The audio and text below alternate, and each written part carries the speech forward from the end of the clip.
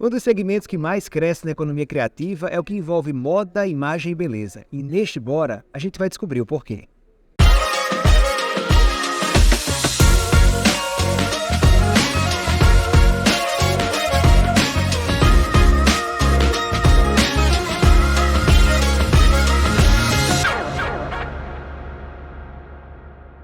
E a gente vai começar com Débora Sayonara, porque dizem que a cada 10 maiôs, biquínis e sungas que se vê em Ponta Negra, 11 são da Matersol. É mais ou menos isso, Débora? Porque eu sei que vocês que dominam o mercado desse segmento.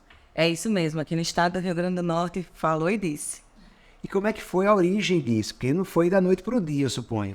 Tem muito trabalho aí que a gente não vê quando encontra esse biquíni na rua, esse maiô na rua. Por trás tem um trabalho todo que aconteceu e que eu queria que você contasse pra gente. São 35 anos de história, né? Esse trabalho começou com a minha mãe, costureira, artesã, e meu pai apostou na ideia, eles montaram a indústria lá na Zona Norte, lá no Potegi, e de lá surgiu a Matersol para o mundo. Nesses 35 anos, fui a primeira vendedora da marca aos 10 anos de idade. Eu estudava em Salesiana, então eu ia de trem com a sacolinha, colocava lá calcinha e sutiã, que era o que a gente fabricava na época, e levava para vender no Salesiano. Vendia em qualquer lugar, até no trem mesmo. Você já fazia sua venda no trem ali. É isso aí. E essa história perdurou com a Íntimos, na época que a gente começou a ir à moda íntima, por 8, 10 anos. E aí depois a gente viu a necessidade de mudança.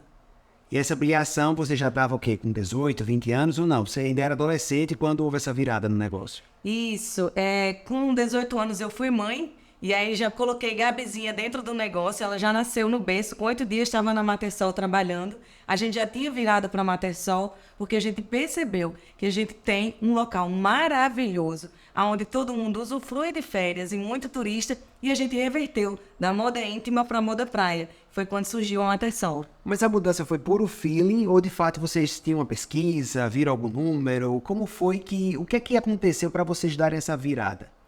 Na época, o mercado de Pernambuco, especificamente lá em Caruaru, tinha muito fabrico. E eles começaram a fabricar por moda íntima. Isso banalizou demais o produto. E a gente viu a necessidade dessa mudança.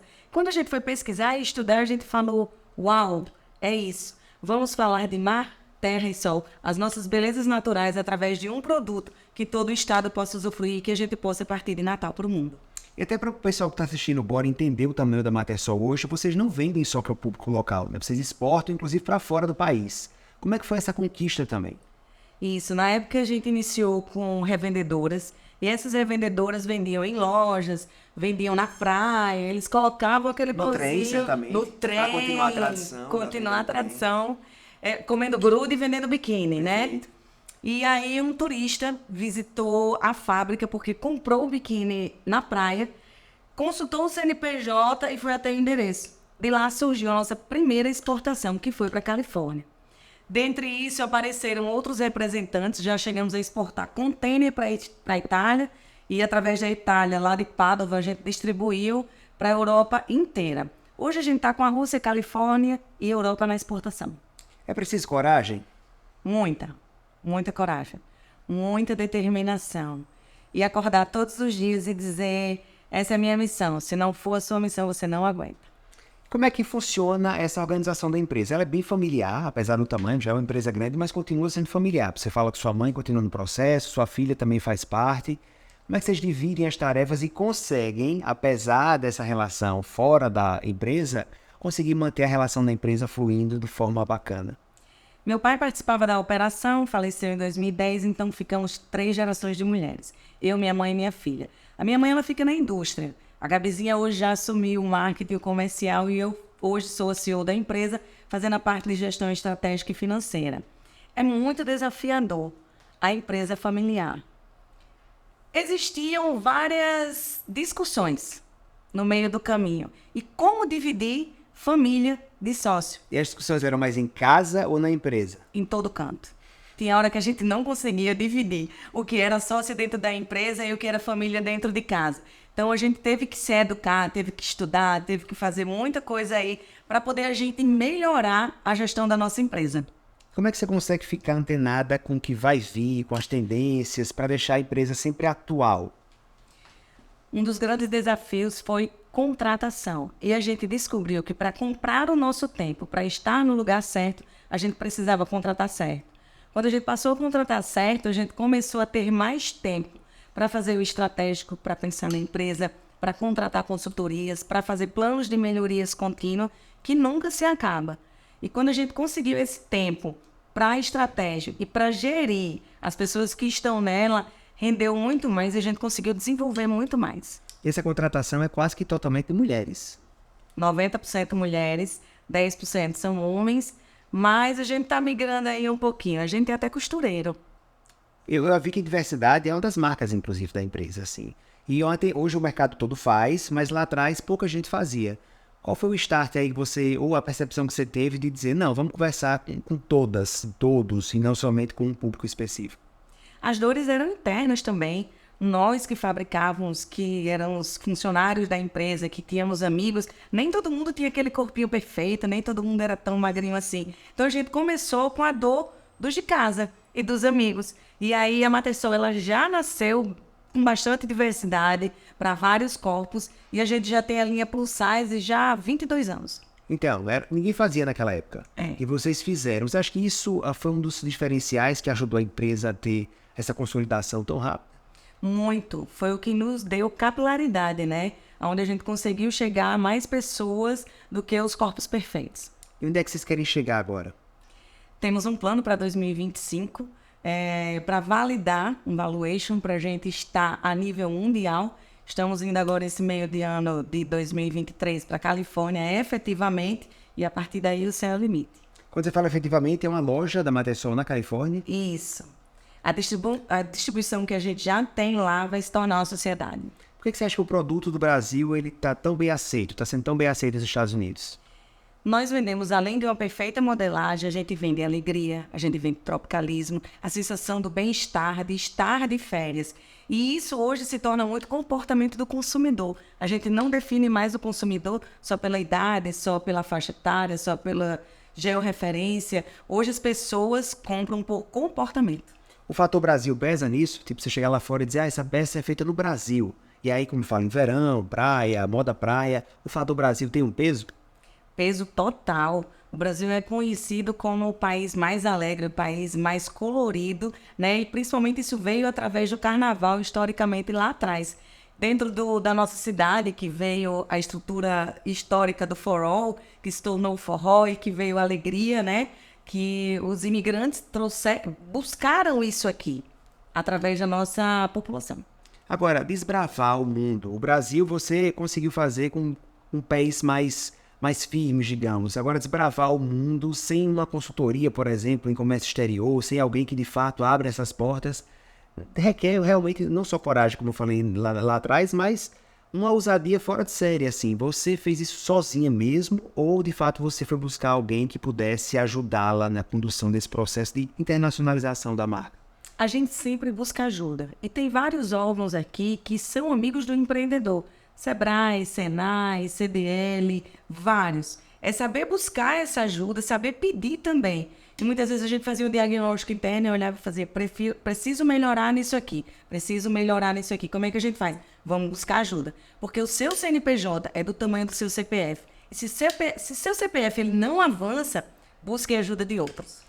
Ótimo sua fala, porque o Sistema S mesmo, o Sebrae, também FEComércio, as entidades todas, CDL, Isso. talvez as pessoas ainda fiquem naquela de, será que a minha empresa é grande o suficiente para eu bater lá na porta dessas entidades? Você acha que isso ainda é um peso contra quem está empreendendo ou, de fato, assim, já há uma liberdade em relação a isso? Você teve essa liberdade de dizer, não, a minha empresa ela é desse tamanho, mas ela pode ser muito maior e vou lá. Como é que foi esse processo de você buscar essa ajuda? Qual foi a hora que você teve certeza que seu produto era tão bom que merecia ter esse olhar das entidades? Sempre as três foram muito críticas, né? Meu pai também, na época, ele tinha essa crítica muito aflorada. E tudo que a gente não conseguia fazer, a gente fazia. Se eu não consigo, alguém consegue. Então, vamos buscar essa ajuda. O que eu vejo hoje da dificuldade dos empreendedores é deles enxergarem e aceitarem que precisam de ajuda e ir buscar. E não é porque você é pequeno, você é grande, você é minúsculo, você, enfim, o seu tamanho. O que importa é você bater na porta, pedir ajuda e alguém vai lhe dizer, se eu não lhe ajudo aqui, alguém lhe ajuda ali, mas oferece ajuda de alguma forma. Não fica sozinho. Essa seria a sua dica de ouro para quem está querendo empreender na área? Meio que na linha, quem sonha que se sonha junto é realidade? É. A dica que eu deixo é que, primeiro, o contrato certo. Se você é sozinho, se capacita. E se você vai contratar, vai aumentar, vai buscar ajuda. Tem vários órgãos aí à sua disposição, independente do seu tamanho. Vai lá. E essa capacitação você faz onde? Assim, onde aqui em Natal que eu posso buscar essa mão de obra qualificada? Ou você chegou no ponto que você mesma qualifica essa mão de obra? Algumas partes técnicas, como a parte da costura, a gente pede o básico, mas em outras áreas a gente já faz uma contratação mais direcionada. Do tipo, eu quero entender o processo mesmo, que é para as pessoas entenderem como é que você, porque por mais que tenham 30 anos de diferença aí na história, mas nasceu com uma costura dentro de casa. Isso. E hoje você exporta para a Califórnia, né? Isso. E claro, você está dando várias dicas de como chegar lá, mas qual é o momento mesmo assim que você consegue transferir, já que você fez a primeira costura e sabe de acabamento, entende? E qual hora você consegue transferir essa responsabilidade para dizer, cresci e agora tenho que delegar para poder seguir em frente? A gente tem que formar pessoas dentro de casa. Então, eu entro dizendo que eu tenho uma capacidade. A gente testa durante esses 3 meses essa capacidade. Vale a pena investir?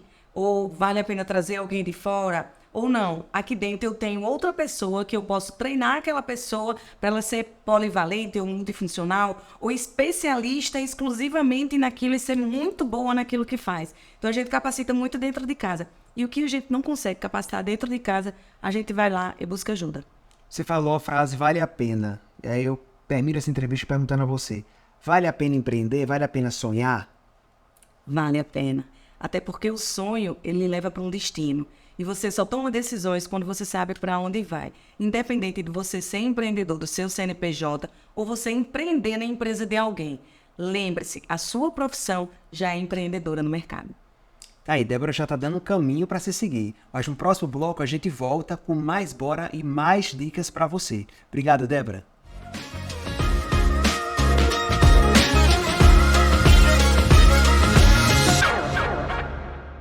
Para nós da Unimed Natal, a cultura potiguar merece ser aplaudida de pé. É por isso que tratamos nossa cultura sempre com um cuidado especial. Somos a maior incentivadora da cultura do RN pela Lei de Djalma Maranhão. Investimos mais de 28 milhões de reais em cultura. Já incentivamos mais de 250 projetos desde 2013. E conquistamos o título de Empresa Amiga da Cultura, dado pela Câmara Municipal de Natal. Unimed Natal, apoiar a cultura potiguar. Esse é o plano.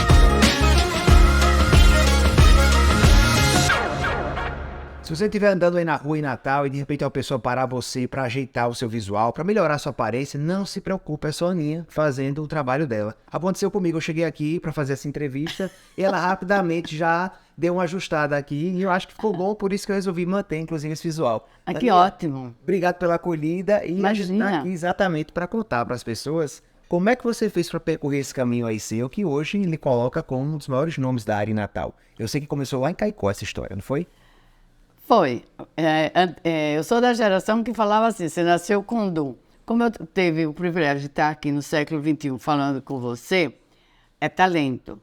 Então, qual seria assim, como contar a minha trajetória? Mas como você descobriu o seu talento? Eu acho que o século XXI tem essa responsabilidade para a gente olhar mais para a gente mesmo, para saber o que você gosta, o que você sabe fazer, para você não perder tanto tempo e se aprimorar o mais rápido possível. Por que eu falo tudo isso? Porque minha trajetória, realmente, eu não vou dizer que eu tive problemas. Eu sempre gosto de dizer em minhas entrevistas que eu tive os privilégios, porque eu tive escolhas próprias de saber onde eu queria morar, o que eu queria fazer. Enfim, vim para Natal, de Caicó já mexia com o cabelo, porque Caicó tinha uma atmosfera super legal, porque a gente é muito vaidosa, É uma cidade de muitas tradições, especialmente a festa de Santana, que tem a tradição de mulheres bonitas, humanas. Tudo. Eu ganhava 10 vestidos para a festa, para cada dia botar um vestido. Imagine como é Caicó. Aí eu vim para Natal, tive que me adaptar nessa cidade linda que eu amo e adoro. E como eu digo, me recebeu, me aplaude até hoje. Mas sua tesoura já funcionava lá em Caicó? Não. Começou Excelente pergunta. Não, eu sabia pentear e maquiar. A tesoura foi quando eu fiz o primeiro curso no Senac, com a professora que veio de São Paulo para cá. Que Dona Nancy, ela foi quem me fez saber que o mundo da beleza é arte e química. A arte de cortar cabelo, de ter a tesoura, né? Quem não sabe pegar na tesoura não é artista cabeleireiro. Mas qual foi a hora que você percebeu ou entendeu que você tinha esse talento?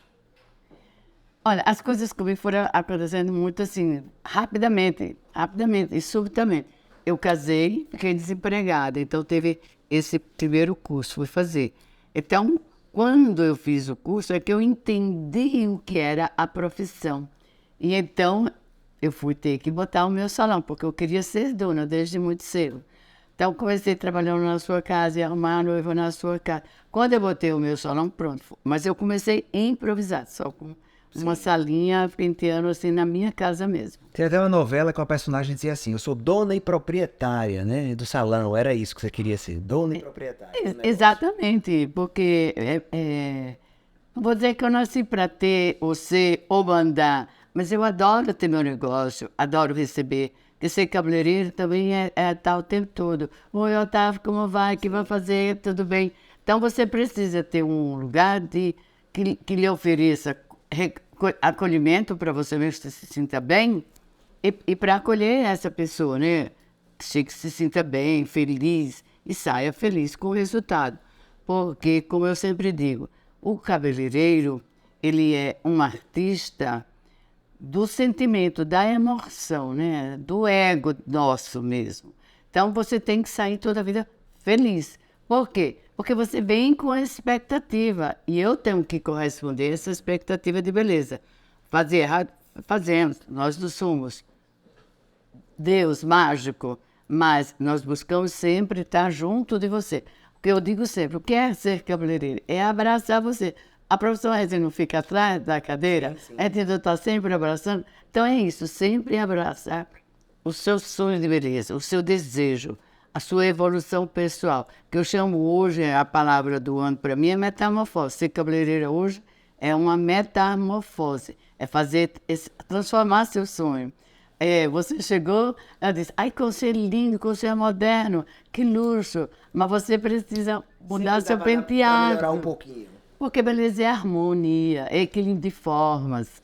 E sobre metamorfose, deixa eu só interromper você para perguntar isso. Sobre metamorfose, assim, você muda, transforma as pessoas, mas você também acaba mudando ao longo do tempo. Teve que mudar, porque você está no mercado há mais de 50 anos, então com certeza você teve que fazer atualizações aí, buscando novos conhecimentos para poder garantir uma clientela firme. Ai, adorei sua pergunta. A primeira viagem que eu fiz, eu tinha 10 anos. Então, assim, não vou dizer que o Brasil não nos educa. Não, eles ainda não têm uma formação profissional que a gente entre no mercado já poderoso, não é? Cabeleireiro é uma. Você fala. Você tem 10 anos de mercado. De mercado. Sim. Aí eu fui estudar, foi o primeiro congresso na Alemanha, e depois eu fui estudar em Lula, na Vidal Sassoon. Porque se você quer ser um cabeleireiro top para o resto da sua vida, tem que passar lá. É o vanguardismo. Eu era muito clássica porque eu estudava com a França e com a Alemanha. Quando eu cheguei na Inglaterra, então eles me ensinaram a cortar cabelo olhando para o nascimento do fio. Então foi quando eu aprendi que o cabelo, normalmente nós nascemos com 3 redemoinhos. Dor na frente, dor no meio, dor na nuca. Então, na época era cortar cabelo curto, então eu aprendi a cortar cabelo curto e até hoje eu amo porque eu tive a melhor aula da minha vida com o melhor professor. E o mais difícil, porque eu tinha 10 anos, então foi quando eu disseram assim, olha, a moda é evolutiva sempre. Por isso que você me pergunta, como é estar há 50 anos? Porque lá, com 10 anos, foi que eu aprendi, que é primavera, verão, outono e inverno.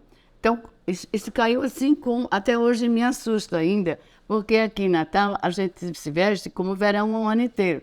Eu vou para um shopping aqui, eu fico assustada, as meninas de short, com aquele ar-condicionado. gelado. Eu tenho frio no ar-condicionado, eu não consigo. Estou sempre assim, mais fechado, mais classe. Porque a roupa de verão é de praia, de shopping é outra. Então, quando eu me lembro desse professor, eu já me achava máximo, com uma tela linda, viajando minha primeira viagem. Primavera, verão, outono, inverno, essa é uma moda, depende do outono e inverno. Estou falando para você, se liga nisso, que é muito importante a gente saber qual é a moda da estação. Agora, vamos lá. Talento tem que existir e essa busca pela atualização. Mas muitas vezes quem tem esse talento, essa parte criativa, não consegue administrar, né? A parte contábil, a parte fiscal, a parte financeira, digamos. Como é que foi para você dominar também essa área para garantir o sucesso do negócio? Não, de verdade, Sim, de verdade. eu adoro estar atrás da cadeira. Não me boto mais atrás do balcão. Agora, graças a Deus, tive o privilégio de ter um marido, que ele era bancário, e ele foi quem me ensinou como fazer. Essa tesoura custa R$10. R$10 é o dinheiro que você tem para comprar. Aí você tem que R$10 que é para pagar o profissional. Mais R$10 que é custo água, luz, telefone, conforto, cafezinho. E R$10 é o seu lucro. Isso não é montar o preço, é precificar. Exatamente. Eu tenho que saber isso matemática. E até hoje eu nunca esqueço dessa aula. Aí teve privilégio. Meu filho se formou em contabilidade, minha filha em administração. Então nós temos uma empresa familiar, que eu aprendi com eles. Eu trabalhava, tive o privilégio de botá-los para estudar na minha necessidade, que é muito bacana até hoje. Nós temos tudo isso em casa, em família. E um dos públicos que vocês abraçaram aí nessa dinâmica foi as noivas, né? A indústria do casamento, né? As noivas são clientes fixas aqui do salão. Assim, não é uma cliente complicada, não, exigente demais. Tudo é responsabilidade. Porque, como eu falei, satisfazer o seu desejo, corresponder à sua expectativa, é um sonho mesmo. Agora, eu abri o meu mercado com noiva mesmo, porque a tia Alice fazia vestidos de noiva. Então, ela ia arrumar, e ela era estilista. Minha filha faz assim, assim. Então, eu ia arrumar a noiva. Sua tia, e foi onde você morou assim que chegou em Natal. Exatamente. E então, eu ia arrumar a noiva na sua casa. Você está entendendo? Aí, quando eu comecei, que eu abri o salão, que tinha aquela clientela para pentear e maquiar, porque era eu que fazia sozinho, então eu tive que trazer a noiva para o salão e eu criei o dia da noiva. Então ficou mais calmo, mais harmonioso, mais feliz para todas as pessoas, né? Já foi a Aninha psicóloga que entrou em cena para poder acalmar os nervos na véspera e no dia do evento. Excelente. A gente, cabeleireiro é um pouco de psicologia mesmo. Você já ouviu muita coisa aqui, não já? Já. Eu posso dizer que a história assim, de Natal já passou um pouco aqui pelas suas cadeiras? Perfeitamente, eu concordo plenamente. Porque eu adoro conversar. A gente também, viu? Você também? Então, uma forma, porque esse cabeleireiro sempre se espera muito. Então, uma ideia que eu aprendi com meus professores é você conversar mesmo para a cliente não saber o que está esperando. Isso é um truque mesmo, é um truque profissional. Então, eu estou sempre conversando. Por exemplo, fazer mecha. Eu trouxe a mecha de papel.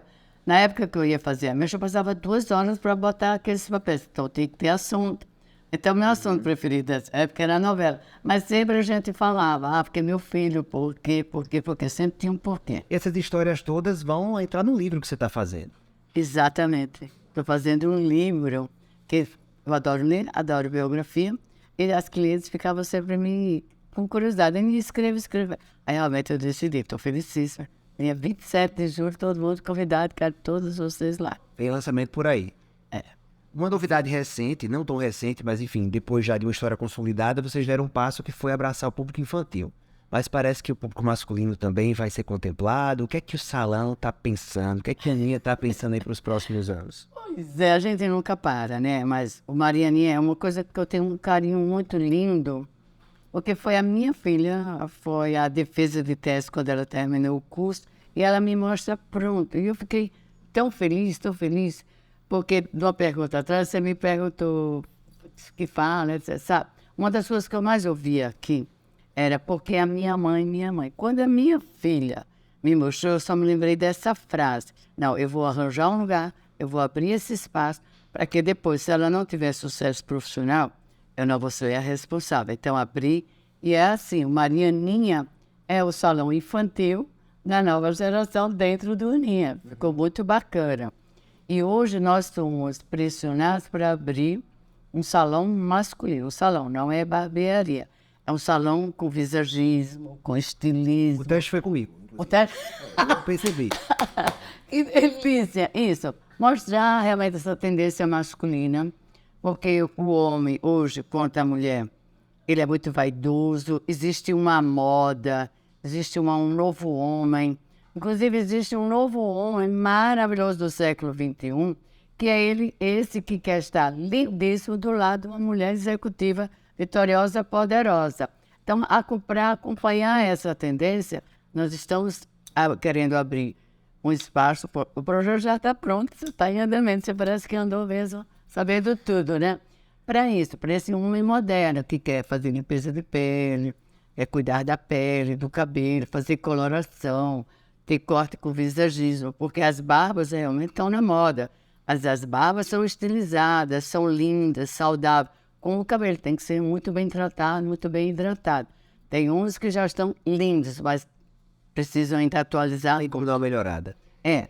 Aninha, e se você pudesse dar uma dica para quem está começando agora e quer empreender nessa área, que dica seria essa?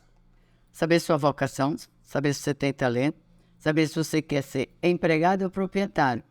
Porque uma coisa difícil é ser proprietário, porque você tem que saber valores quanto é lucro. Em princípio, eu não sabia, achava que tudo que eu ganhava era meu. Não, não é.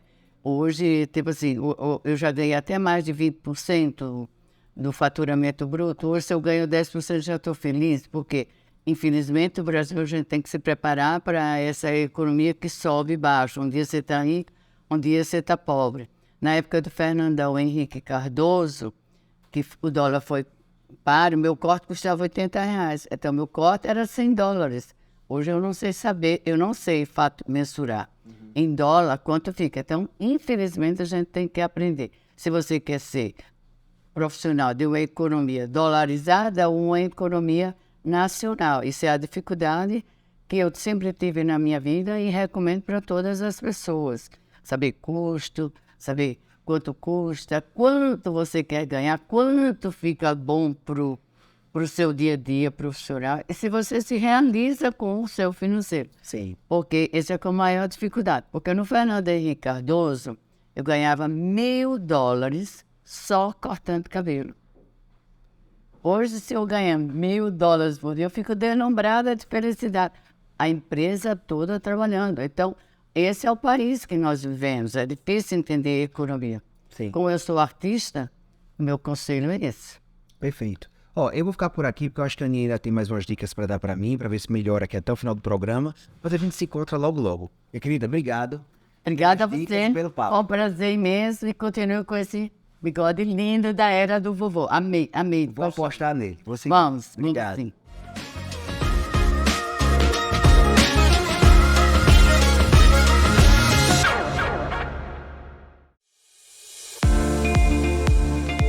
A Plano Urbanismo é uma empresa genuinamente familiar. Ela nasceu há quase 25 anos. Então a Plano, ela trabalha com loteamento, casas populares, segmento Casa Verde e Amarela. Trabalha com casas num público mais seleto, classe média alta. A Plano trabalha com aluguel de imóveis, imóveis por encomenda. A gente tem um portfólio bastante variado, com galpão, salas, lojas, cowork. E também temos um braço no agronegócio. Se o cliente quiser investir o sonho da casa própria, eu recomendo a Plano. A Plano entrega com qualidade, entrega com pontualidade e está lá durante o período de garantia ao lado dos seus clientes. Eu recomendo, a Plano realmente é uma boa empresa.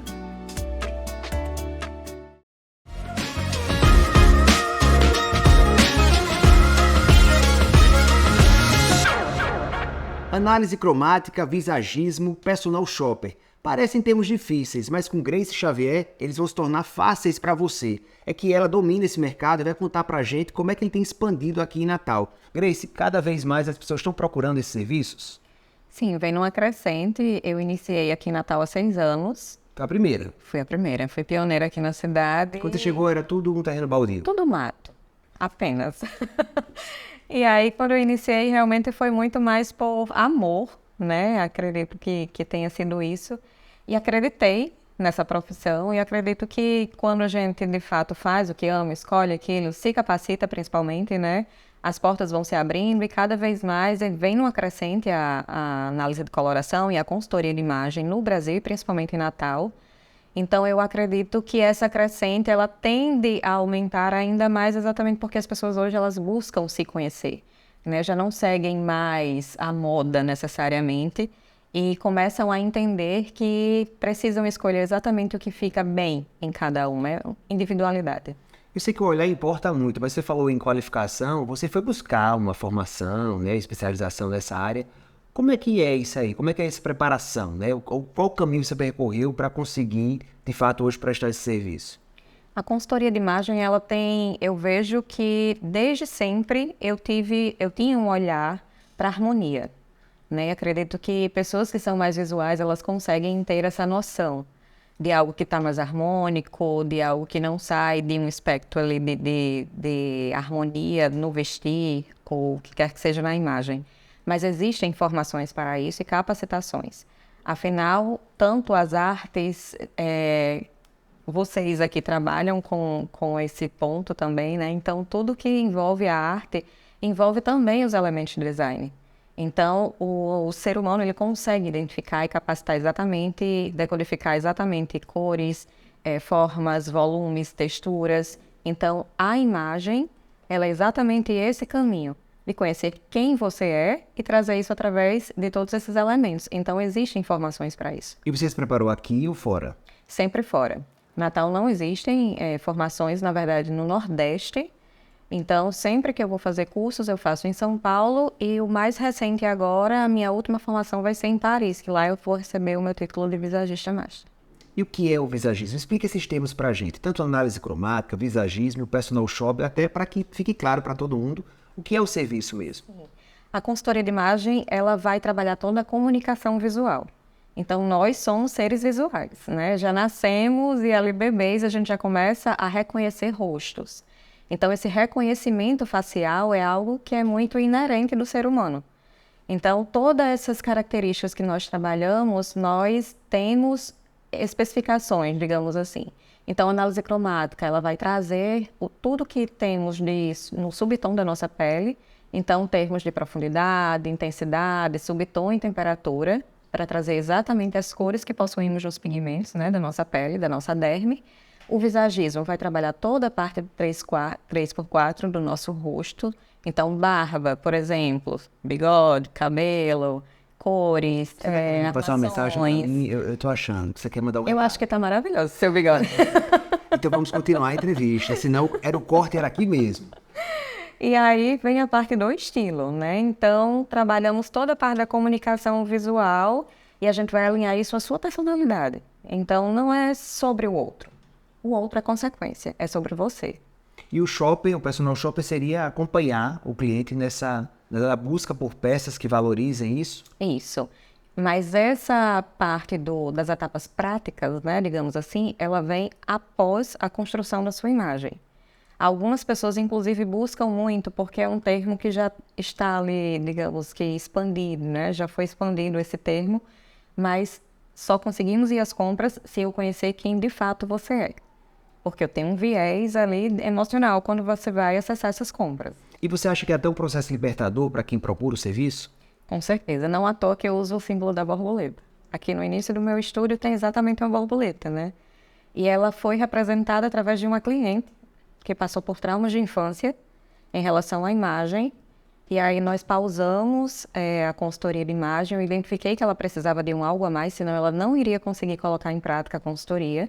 Ela buscou uma terapia e depois de 1 ano ela voltou. E aí estávamos num provador e eu falei, você parece uma borboleta. Estava no casulo e agora saiu, né, desse casulo. Então, ela é libertadora, a consultoria. Então a consultoria que você presta, inclusive, vai buscar essas coisas no passado. Tem esse diálogo com a infância, com a adolescência. Como é que se estabelece essa ponte? Através da neurociência. Então, quando eu comecei a perceber que a consultoria de imagem, ela estava trazendo muito da moda, das caixas, sabe? Enquadrando apenas em nomes de estilos, eu queria que o nome do estilo fosse o seu. Não se era clássico, elegante, enfim. E aí eu percebi que eu precisava estudar para além da consultoria de imagem. Então eu precisava buscar no comportamento humano. Então decidi estudar neurociências e trouxe essa linguagem, essa abordagem para a consultoria. Quer dizer, o reflexo não é somente na vida profissional, né? Porque a princípio a gente olha assim de fora e pensa, isso vai mudar profissionalmente a pessoa, né? Mas parece que o efeito é muito mais pessoal mesmo. Sim. Ele vai lhe posicionar como profissional, mas ele só lhe posiciona como profissional se você for daquela forma, né? Afinal, não adianta a imagem chegar e você não comprovar isso. E o pessoal é porque da forma como nós nos vemos no espelho, altera o nosso comportamento. Houve algum caso aqui no seu escritório que você chegou a verbalizar para a pessoa, ou indicar alguma coisa para a pessoa que ela disse, poxa, isso aqui vai me levar para um caminho totalmente diferente? Ou, de fato, houve a repercussão profissional ou pessoal que o cliente associou diretamente à intervenção que foi feita aqui no escritório? Sim, e posso citar o exemplo de ontem. Um casal de clientes que há 1 ano havia recebido a devolutiva deles. E ontem eles vieram aqui e trouxeram chocolates, enfim, vieram agradecer. Porque ele conseguiu, através da imagem, ele deixou bem claro que nessa transição que ele me buscou para isso, ele conseguiu faturar 1,5 milhão ano passado. Parece que, só contar rápido aqui, que tá valendo a pena, realmente, esse serviço, tá valendo a pena. Mas ele continua sendo algo pouco acessível em relação ao investimento que é feito pelo cliente ou não? E aí eu emendo essa pergunta, querendo que você explique para quem está acompanhando a gente e pensa também em empreender na área, como é que é feita a precificação desse serviço? A precificação, ele é muito baseado na estrutura, na quantidade de horas que eu vou atender, né? Então, eu nunca abordo algo raso. Então, com certeza eu vou passar bem mais tempo com a minha cliente. Existe uma precificação em cima de um material de entrega, então eu entrego um livro, onde existe um registro bem pautado ali para a minha cliente. E também de todo o investimento no intelecto, né? Muitas pessoas elas não conseguem compreender e acessar que o intelecto, a capacidade intelectual, ela é um grande investimento. E hoje eu posso lhe dizer com toda a afirmação que é o meu maior investimento. Todos os anos eu abro mão de muitos pontos materiais para ter essa capacitação intelectual. Então é um investimento com retorno. E se você pudesse dar uma dica para quem pensa em empreender também na parte de consultoria de imagem, que dica seria essa? Estudar, ser capacitado. Eu não acredito em achismos, então eu acho que tudo que existe um respaldo científico, um respaldo onde você está respeitando aquela pessoa que está investindo no seu tempo, no seu trabalho, é através de investimento. Eu acho que é uma área que está crescendo muito, mas desde que você, de fato, execute um bom trabalho através dessa capacitação intelectual. Agora que a gente conheceu melhor os conceitos, eu acho que dá para a gente ir para a prática, para mostrar como é que funciona pelo menos um desses serviços. Sim, então eu acredito que o ideal seria a análise de coloração. Vamos lá.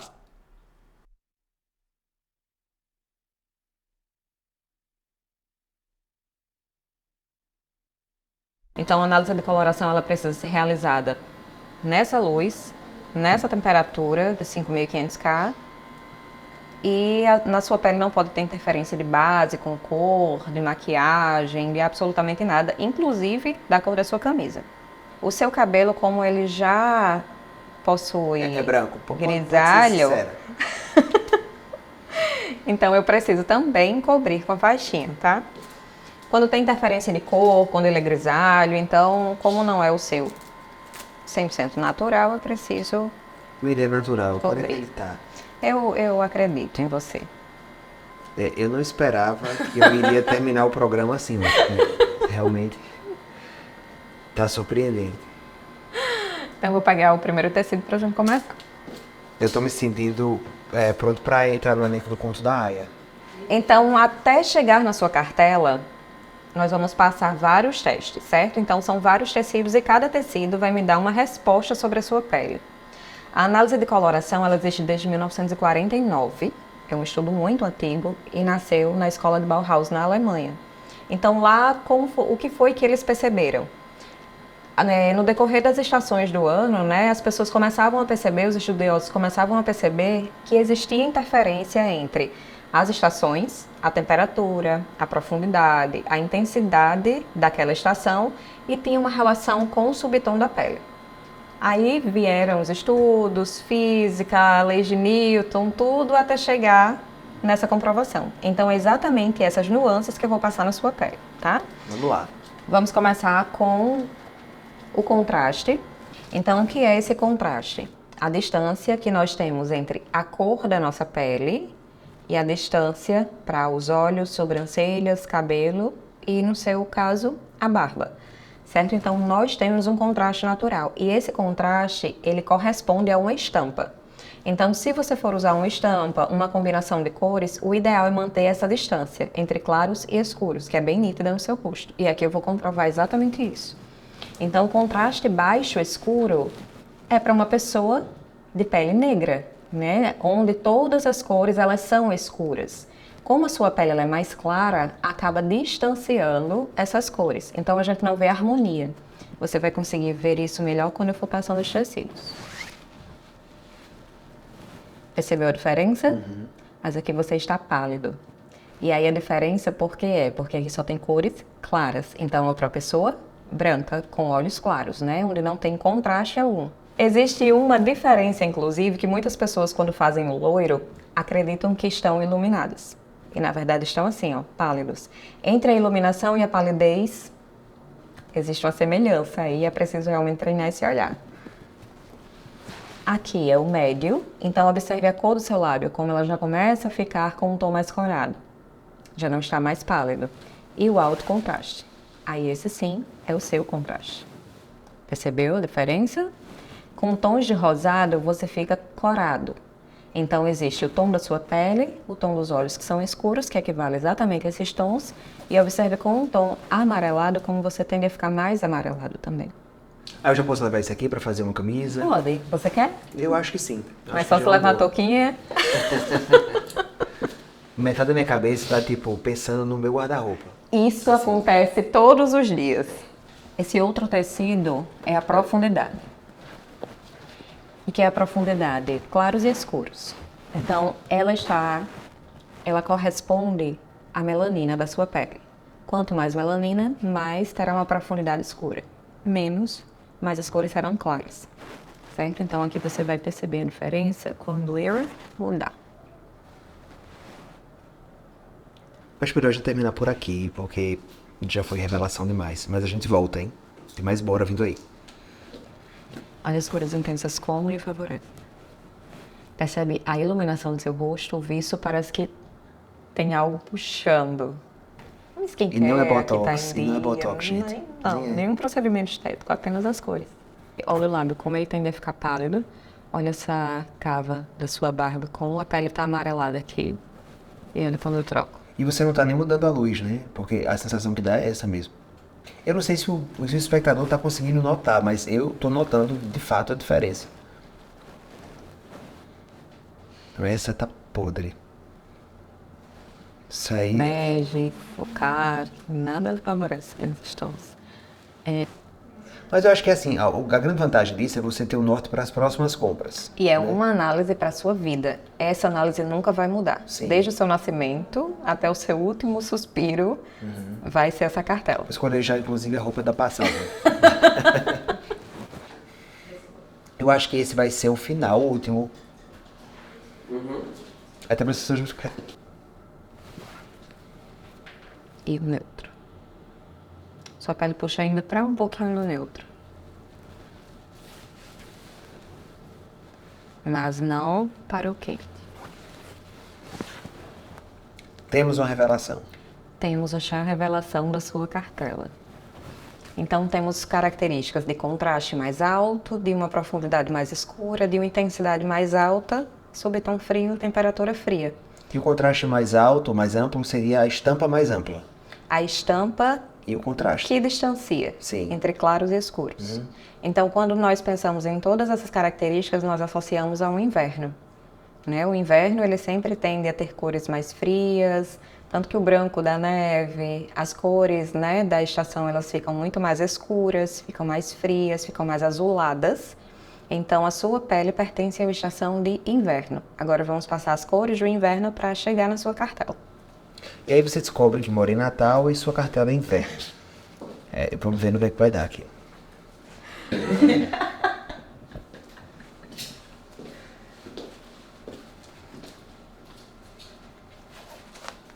Mas meu tempo aproveitar só as duas melhores.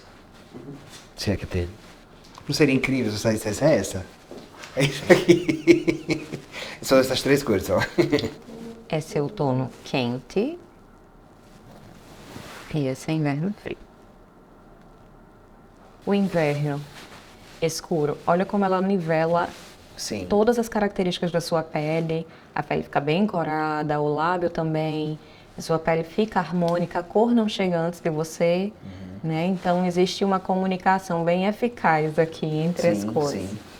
Você é um inverno escuro. O inverno escuro. Então esta é a sua Temos a cartela. revelação aí, finalmente, Temos a dessa cartela. revelação. Claro que não vai ficar limitado a essas 3 cores, né? Existe uma cartela de possibilidades e tudo. Exatamente. É só pra eu ficar tranquilo, assim. Porque não que eu não goste dessa cor específica, mas eu fiquei imaginando um guarda-roupa todo montado com essas 3 cores. E aí ia ser um pouco difícil encontrar as peças, mas enfim. Acho que a gente vai conseguir agora, pelo menos, ficar menos pálido, né?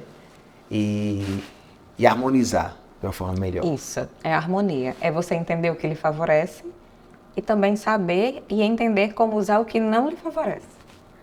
E é com a descoberta das cores que me favorece que eu me despeço desta edição do Bora. Vou me despedir de algumas roupas também, certamente, mas com a certeza de que foi muito bom. Conversamos com muita gente bacana que compartilhou aí dicas preciosas na economia criativa e com a certeza de que a gente vai se reencontrar em breve em mais uma temporada do Bora.